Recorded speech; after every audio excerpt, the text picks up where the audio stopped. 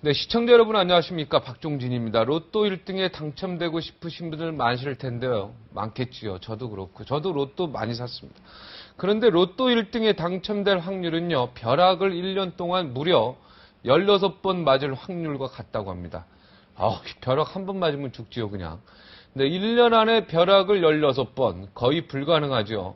16번 죽어야 된다는 얘기인데, 1년 안에. 그리고 그렇게 기적적으로 로또 1등에 당첨돼도요, 행복한 사람이 없답니다. 방금 전해드린 뉴스처럼 급기야 스스로 목숨을 끊은 사람도 있습니다. 그러니까 가끔씩 재미로 복권 긁으실 수는 있습니다만은 너무 복권만 긁지는 마시고요.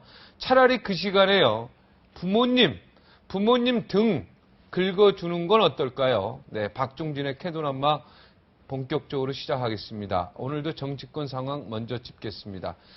이분은요, 색깔이 분명해서 안티팬도 많으시고 열성팬도 무척 많으시고 저희 제작진도 고생시키는 분입니다. 이봉규 시사평론가 오랜만에 모셨습니다. 안녕하십니까? 네, 안녕하십니까. 시청자 게시판에 이봉규 평론가님 모시라는 그런 아주 여러 같은 그 팬들이 엄청 많았는데, 저희 제작진은 지난번 눈빛 이야기하면서 문재인 후보 뭐 여러 가지 눈빛 뭐 안 좋다 뭐 이런 얘기하면서 심의에 걸려서 고생 많았습니다. 아유, 죄송합니다. 네. 무리를 일으켰다면 당연히 제가 반성해야 되고, 앞으로 무리를 좀 덜 일으키는 쪽. 덜 일으키는 쪽으로. 하여튼 뭐 죄송합니다, 네. 시청자 여러분. 아니 뭐 그래도 뭐 용감하게 하실 말씀은 해야죠. 네. 그런데 이제 그래도 조금 영향을 너무 많이 미친다. 네. 이러면 좀 네. 그러면 같이 비판해 주면 돼요. 이쪽 저쪽 다 같이. 네. 네. 대선 앞두고 하는 일마다 대박 신화를 지금 일으키고 있습니다. 안철수 열풍이죠. 안철수 열풍. 이분을 과연 어디까지 어떻게 해석을 해야 될지 참 궁금합니다. 어떻게 보십니까, 안철수 원장은? 만만찮아요. 처음에 생각했던 거 이상으로 네. 고수다. 네.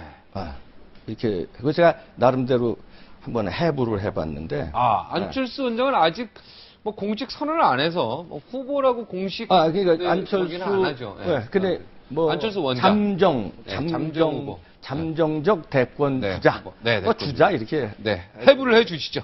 근데 이 양반이 세간의 이렇게 평론가들이나 정치권에서 얘기하는 것 이상으로 강자다. 네. 저는 이렇게 해부를 일단 하는데, 네. 우선 세 가지로 제가 해부를 해봤습니다. 네. 그 표 혹시 표가 있습니까? 예. 좀 이 표를 가지고 표를 들어주십시오. 준비합니다, 지금. 네. 표까지 준비해 갖고 왔습니다. 첫 번째는 짝퉁 플라톤이다. 플라톤 아시죠? 네, 이상주의자. 네, 이상주의자. 철인왕을 강조했고, 네. 소크라테스의 제자예요. 네. 그리고 동양의 공자가 있다면 서양에는 플라톤. 그 사상과 철학의 아주 원조격이죠. 네. 근데 왜 짝퉁이라고 그랬냐면은, 제가 생각할 때 이 안철수 원장이 상당히 플라톤에 심취해 있다는 증거가 여기저기서, 이번에 그 힐링 캠프에서도 그렇고, 이번에 그 책 안철수 생각에서도, 안철수 생각이 왜 대화편이지 않습니까? 제 교수가 질문을 던지고, 네. 안철수 원장이 대답을 하는 형식인데, 이것도 플라톤에서 따온 거예요. 근데 이거 가지고 비판하는 사람들도 있는데, 그 형식 가지고 비판할 거 절대 없습니다. 그건 원래 플라톤이 그 옛날에 멋지게 한 건데, 물론 수준에서 그 내용과 질면에서 플라톤과는 비교가 안 됐지만, 그렇다면 그런 형식을 취한 걸로 봐서 플라톤을 상당히 동경하고 있고, 한때 안철수 원장이 플라톤에 대해서 공부를 많이 한 것 같아요. 여기에서 이제 예를 들어서 플라톤이 이런 주장을 했거든요. 대중을 얻는 법. 그러니까 다시 말해서 지금은 투표 아닙니까? 투표에 이기는 법은 플라톤이 뭐라고 그랬냐면 설득이라고 그랬어요. 근데 요즘에 지속적으로 안철수 원장이 주장하는 게 설득이거든요. 포용, 설득, 뭐 타협 이런 얘기합니다. 근데 플라톤이 얘기가 설득을 암과 본, 그러니까 너 자신을 알라고 그러잖아요. 암과 본, 행위의 근본이 되는 본을 통해서 이걸 알아서 뭐냐면 궁극적으로 이데아를 이제 찾자는 거. 이데아라는 건 참 본질, 뭐 참 진실 이런 거를 이제 이상 세계죠. 그렇죠. 무형의 의미로 이데아라고 이제 얘기를 하는데 결론은 이데아를 찾자는데 강론을 막 여기저기서 이제 플라톤이 얘기를 합니다. 철학서부터 정치, 뭐 문화, 시, 뭐 음악, 체육에게 쭉 얘기하고 국가론에서요. 네. 안철수 원장도 이번 안철수 생각이라는 책을 통해서 네. 얘기를 하는데 왜 짝퉁이냐면 플라톤은 이데아를 찾자고 하면서 강론을 설명을 했고 네. 안철수 원장은 세 가지 빅 테마를 내밀더만요. 네. 뭐 복지, 정의, 평화. 네. 그러나 이것은 어떤 그 본질하고는 좀 다르게 일종의 강론적인 성격이거든요. 여기서 또 세세하게 뭐 복지는 이렇게 해야 된다, 뭐 해야 된다, 깊이 없이 막 주저리 막 써놨더라고요. 네. 근데 이것이 말하자면 이명박 대통령이 실패한 게 자기가 다 하려고 그래서 실패한 거예요. 네. 그러니까 지도자는 일을 잘할 수 있는 사람을 요소요소에 배치하고 자기는 국정 철학을 가지고 국정 가치관을 가지고 국민을 이끌어야 되는데 내가 이것도 챙겨야 되고 이것도 새벽서부터 열심히 일한다는 거 아닙니까? 네. 이명박 대통령이 일을 열심히 안 했으면 오히려 성공할 수 있었어요. 너무 일을 이것저것 챙기다 보니까 이게 중구난방이 된 건데 안철수 원장도 이 책에서 보면 너무 중구난방이야. 그러니까 명품과 짝퉁의 차이가 뭔지 아십니까? 명품과 짝퉁이요. 전문가만 알죠. 저희들은 뭐 모르죠. 딱 봐도 아는데 명품은 심플해. 아, 명품 백이나 뭐 옷이나 보세요. 심플해. 짝퉁은 복잡해요. 이게. 이것저것. 이것저것 다 나타나려고 그래요. 오합지졸이 되는 거예요. 그래서 이번에 안철수 생각 이런 책을 보면 굉장히 공부는 많이 했다. 이 양반이. 그리고 다방면에 박식하다. 네. 나중에 TV 토론에서 만약에 박근혜 전 대표하고 붙으면 네. 내가 볼 때 박근혜 전 대표가 말려들 가능성이 있습니다. 네. 내공을 상당히 쌓았어요. 네. 그러나 이 짝퉁 플라톤이라는 건 그 본질의 어떤 인간의 본질에 대한 심오한 어떤 성찰은 약간 좀 부족해 보인다. 네. 플라톤에 비해서. 그래서 좀 미안한 얘기지만 짝퉁 플라톤이다. 네. 그러나 뭐 그것도 짝퉁도 대단한 수준이에요. 네, 이명박 대통령이 일을 열심히 안 했으면 더 성공할 수 있었어요. 성공할 수 있었다. 이 멘트가 저는 마음에 좀 더 와닿는데요. 안철수 원장도 이 책에서 너무 많이 보여주려고 안 했으면 네. 이 책이 멋질 수 있었어요. 심플해야 된다. 근데 너무 뭐 온갖 거 다 갖다 다뤘는데 깊이는 없고 죄 어디서 그냥 다 주워. 그러니까 본인이 너무 하려고 하지 말고 그렇지. 일을 잘하는 사람을 써서 그 사람이 할 수 있도록 일임을 하는 게 중요하다. 보스는. 그 지도자잖아요. 네, 그게 지도자다. 사람들 다 할 사람들 많은데 자기가 다 하려고 그러니까 문제가 있죠. 사실 지도자보다 더 똑똑한 참모들이 더 많죠. 그렇죠. 네, 참모가 더 똑똑한 나라가 훨씬 훌륭한 나라. 네, 그럼요. 자, 두 자, 번째는, 두 번째는 양의 탈을 쓴 늑대. 이건 이제 뭐 어떻게 보면 아주 좀 나빠 보일 수 있는데 뭐 아주 뭐 이거 다 좋은 나쁜 얘기인데요. 뭐 짝퉁 플라톤도 나쁜 얘기고 아니, 양의 탈을 쓴 아니, 것도 나쁜 그러지만 얘기잖아요. 예. 짝퉁 플라톤이라도 플라톤에 가깝게 갔다는 자체가 이건 야, 그러면 뭐 대단한 거예요. 네. 자, 양의 탈을 쓴 늑대는 뭐냐면 이 안철수 원장 이 양반이 사람들 앞에서 굉장히 순한 양으로 비춰져요. 네. 얼굴 딱 봐도 굉장히 나는 선한 사람, 너그러운 분. 나는 아주 착한 사람, 순둥이 써 있잖아요. 네. 말하는 투라든지 네.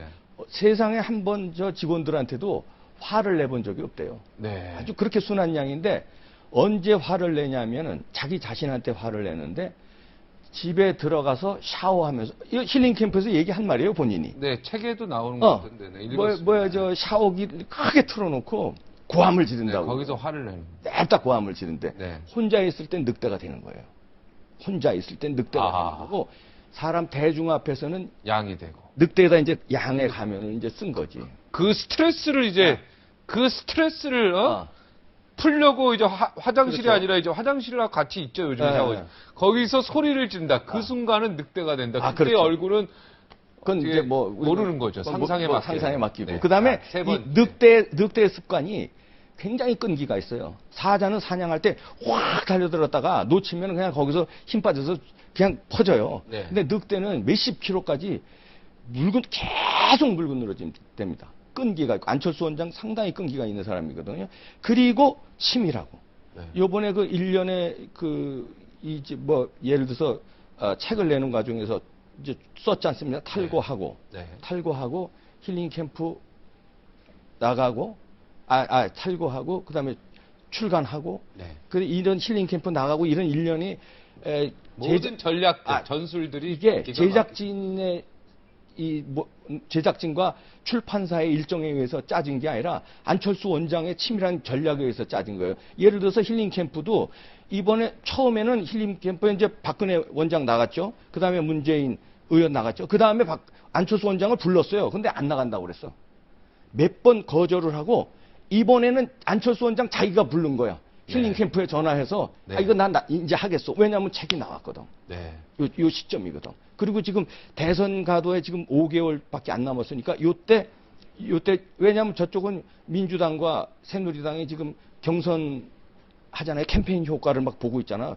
여기서 가만히 있으면은 캠페인 효과에 이제 지지율이 조금씩 빠졌었거든요. 네. 완전히 빠질 수 있다. 여기서 어떤 책과 힐링 캠프에 이걸 그냥 업시키는 방향으로 컨벤션 효과를 죽이면서 자기는 책을 통한 컨벤션 효과를 올리는 아주 고도의 치밀한 스케줄이 정치 스케줄이 타이밍을 자기가 원하는 대로 SBS까지 움직여서 출판사까지 움직여서 이 아주 치밀한 고도의 전략을 쓴 걸 봐서 이것도 늑대의 전략이 네. 늑대 사냥할 때 대성공했죠. 그리고 늑대는요 약한 상대를 안 잡고 제일 강한 상대를 잡습니다. 네.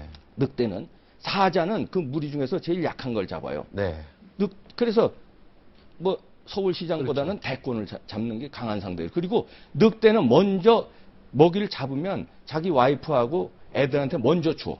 네. 자, 서울시장 먼저 박원순 시장한테 네. 양보하지 않았어요? 네. 양보하고 그다음에 이제 큰 거 내가 먹겠다 이거. 아. 이게 늑대. 우리 편한테 이렇게 먼저 그러니까 나눠주고. 이게 늑대예요. 아, 여러 가지 분석 많이 하셨군요. 여러 가지 보니까 양의 탈을 썼지만 무서운 전략가면서 아주 결단력 있고 집념과 끈기가 있고 네, 무서운 좋은 얘기네요, 이것도. 그럼요. 이 네, 네. 제목 보면 안 좋은 얘기인데 이야기를 들어보니까 되게 멋있어 보입니다. 자, 꿈꾸는 소녀. 이건 제목이 좋아 보이는데요. 세 번째는 이제 꿈꾸는 소년인데 아마 박종진 앵커도 좀 소년 같다는 소리를 좀 많이 들을 것 같아요. 예, 그렇습니다. 그죠? 네. 좀 약간 좀 철딱선이 철딱선이 없고 없죠. 네. 나도 그런 얘기 좀 네. 많이 듣거든요. 예. 친구들한테. 예, 예. 근데 이 양반도 그래. 네. 조금 마냥 그러니까 그 말은 네. 순수하다는 얘기죠. 그리고 이 꿈꾸는 소년이라는 건 과대망상증하고도 연관이 돼 있어요. 네. 되지도 않는 꿈을 너무 많이 크게 꾼다고요. 네. 그래서 이게 제가 지난번에 대권에 도전하는 사람은 과대망상증 환자다 이런 얘기를 했는데 내가 세상을 다 바꿀 수 있다는 아주 엄청난 그 말은 꿈을 꾼다. 과대망상을 하거든요. 네. 근데 이 안철수 씨는 정치를 해보지도 않은 사람이 이거 온 세상을 한 방에 정당도 없이 한 방에 다 바꿔버릴 수 있다고 자신을 하고 그 다음에 이 꿈꾸는 소년이 특징이 뭐냐면 자기 자랑을 많이 합니다. 요번에 안철수 생각에서도 보면 자기 자랑 무지무지하게 했더라고요. 하여튼 엄청나더라고. 힐링 캠프에서도 그렇고 일례로 안철수 효과 때문에 안철수 본인 때문에 한나라당이 새누리당으로 당명을 바꿨고 네. 그다음에 정치권이 특권 왜 의원들 특권 내려놓기 왜 요즘 유행이잖아요. 이것도 자기 때문에 지금 하고 있고 네. 뭐 이런 거 자기 다 효과다. 네. 이런 얘기를 하는 걸로 봐서 꿈꾸는 소년인데 이 소년이요. 꿈꾸는 소년이 또 이게 또 아마추어예요. 네. 프로가 아니거든. 네. 그래서 정치는 이 프로들은 이미 시행착오까지 다 겪고 그 시행착오를 그 다음엔 어떻게 해야지 전략도 세우는데 이 양반은 정치에 대해서 아직 시행착오도 겪지도 않고 이제 이론만으로 공부만 무지하게 머리 좋아서 실패가 없었죠. 실패 없었지. 인생에도 실패 없었지만 그리고 이분은 안 될 것 같으면은 나오지 않을 것이다. 이렇게 사람들이 그렇죠. 생각하고 그렇죠. 대통령 반드시 당선된다는 확신이 생겼을 때 그렇죠. 그 A 플러스 인생에 대해서. 네. 그런데 그런 것이 이제 이 소년 꿈꾸는 소년의 네. 이미지다 이렇게 분석할 수 있겠죠. 지금 그 책 출판, 방송 출연 이후에 지금 그 지지율이요. 박근혜 후보를 넘었습니다. 넘었지. 다들. 자, 이거 꼭 이것이 끝까지 간다는 법은 없어요. 일시적인 현상이 얼마든지 다 그동안 이제 대선 전에 여론조사에서 얼마든지 있었지만은요. 안철수 원장이 대통령이 되는 최상의 시나리오 이런 걸 좀 구상해 갖고 오셨다면서요. 지금 안철수 효과가요. 이 지지도가 그 전에 왜 제3 후보들 그 반짝 효과들이 있지 네. 않습니까? 네. 계속 최근에 문국현까지. 그러나 그거는 이 안철수 효과하고는 저는 본질이 다르다고 봅니다. 이번에는 심상치 않은데요. 이번에 힐링 캠프도 예를 들으면은 자 박근혜 원장이 12%에서 시청률이 네. 저 문재인 의원이 10%고 네. 안철수 씨가 20% 가까이 돼요. 네. 그러니까 뭐 두 배네. 더블 스코어인데 이것도 작전에 의해서 그때 만약에 안철수 원장이 연달아 나갔으면 잘해야 박근혜 전 대표하고 비슷한 수준. 네. 12%도 못 미쳤을 거예요. 네. 뜸을 확 들여놨다가 책 나오면서 그냥 몰아가지고 네. 하니까 20%를 띄우거든요. 네. 그러니까 이런 여론조사가 이게 예사롭지 않다고 보고 네. 안철수 최상의 시나리오는요. 이 양반이 쉽게 칼을 빼든 사람이 아닌데 자기가 제일 원하는 거는 다자 출마해서 1위. 네, 이건 뭐, 예. 네. 그러니까 뭐 박근혜도 네. 나오고 문재인도 나오고 그렇죠. 누구도 나오고 그런 뭐, 예. 여기서 자기는 한 35%로 그럴 확률도 있죠. 있어요. 네. 이걸 지금 노리는데 네, 그래서 이거 뭐, 끝까지 민주당에 안 들어갈 수 있죠. 그렇죠. 이거는 뭐 그래서 그러니까 투표의 지지율의 혁명을 지금 꿈꾸고 있는 거예요. 네. 그다음은 민주당 흡수인데 요거는 이제 대마를 잡아서 민주당에 자기가 들어가는 것이 아니라 민주당을 그냥 먹는 거죠. 통째로 대마를 잡아서 민주당에서 지금 막 마이너리그도 막 하잖아요. 여기서 네. 뭐 단일화에서 우승하는 거죠. 단일화에서 이기는 거. 우승해서 흡수. 네. 그다음에 세 번째는 이거는 박근혜하고 안철수랑 플러스입니다. 이게 이런 확률은 이거는, 없죠. 이건 세 번째로 생각하는 거예요. 뭐냐면 이 증거가 나타나는데 박근혜 플러스 안철수에서 공동정부를 간다는 거예요. 시인 김지아 씨가 네. 어디서 방송에서 이런 얘기를 했는데 안철수 씨가 이런 얘기를 했어요. 자기 책에도 149페이지 보면 총리제를 잘 살려서 분권이 가능하다. 안철수 생각에 이 얘기를 했잖아요. 이런 얘기하면서 뭐라고 그랬냐면 통합과 소통이 가능하고 이거를 해야 된다. 국가 발전을 위해서. 이게 대통합은 뭐냐면 새누리당 박근혜하고의 대통합이고 네. 소통합은 민주당과의 소통합을 의미하는 것이다. 네. 나는 이렇게 분석하거든요. 그래서 세 번째 카드로는 박근혜 플러스 안철수의 공동정부 나눠먹기. 그러니까 뭐 예를 들어서 박근혜 원장이 외치를 맡고 나는 뭐 내치를 하겠다든지 이런 식으로 그럴 가능성도 있습니다. 근데 본인은 절대 나는 새누리당은 이렇게 X를 친 걸로 알고 있는데. 아니 그건 정치는 또 영원한 적도 영원한 동지도 없기 때문에 네. 자기 그림엔 그래서 이런 총리제 잘 살린다는 거 149페이지에서도 언급했거든요. 네. 오늘 뭐 질문 2개 했는데 벌써 다 됐다고 자꾸 PD가 그러는데 마지막 하고 싶은 얘기 있으면은 1분 정도 시간 더 드리겠습니다. 질문이 워낙 많은데 오늘 그래도 준비하고 오신 분 중에서 이 말은 내가 해야 되겠다 이 말. 근데 이 지지율과 네. 국민들의 지지와 대통령을 잘할 사람과 네. 이거는 분명히 다를 수 있습니다. 그러니까 인기와 네. 역량과 네. 이건 다를 수 있습니다. 그래서 우리가 이제 대통령을 뽑는 데는 국가의 운명을 걸머지는 거니까 네. 인기 이런 거보다도 나라를 잘 이끌어갈 사람, 네. 이 사람이 누구인지는 뭐 우리 유권자들이 알아서 잘 판단해주기 기대합니다. 네. 다음번에 또 나와서 뭐 못하신 말 또 하시면 되죠. 예. 오늘 아주 분석 재밌었습니다. 오늘 고맙습니다. 감사합니다. 요즘 김영환 씨가 화제입니다. 중국에서 북한 인권 운동을 벌이다가 감금돼서 고문까지 당하셨다죠. 그분은 나중에 모시도록 하고요. 똑같은 이름이 있습니다. 김영환. 같은 김영환인데요. 이 두 분이 아주 친합니다. 제발 나한테도 관심 좀 가져달라 그런 분입니다. 김영환 민주당 대선 경선 후보입니다. 전기기술자에서 사선 의원, 최연소 장관까지 그리고 앞서 말한 중국에서 고문당한 그 김영관 씨 때문에 연세대 치과대학을 졸업하게 된 그러한 기막힌 인연도 있다고 합니다. 박종진의 캐논한마에 꼭 나오고 싶다고 해서 특별히 모셨습니다. 59초 후에 뵙겠습니다.